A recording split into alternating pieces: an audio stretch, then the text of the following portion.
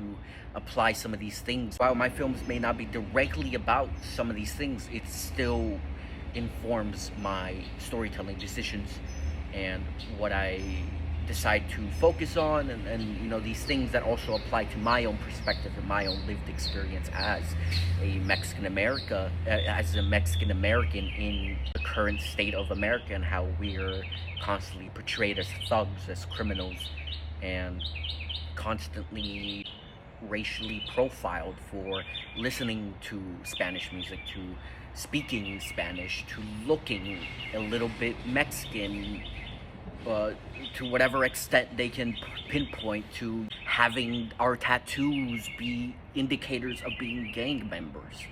It's all of these things, and how all of that context is applied through decisions and stories, through the characters and the setting.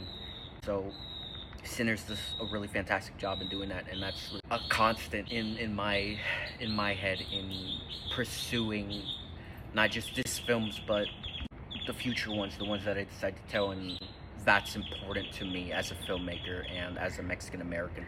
Learn more about my culture, to understand why why some of us no longer speak Spanish. Back in 1930s, 40s, our grandparents, our great-grandparents were racially profiled for speaking Spanish. How does that, in turn, become them not teaching Spanish to their children, and so on and so forth?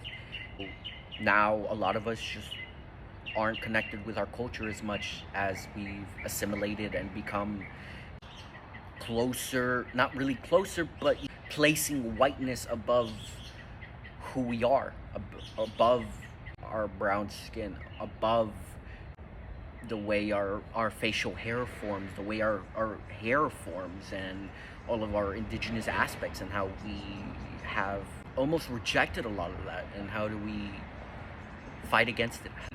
How do we talk about these things through stories, through films, and push against those narratives? Every Mexican being a very specific type of person, of simply being labor, of being workers, and that's our value.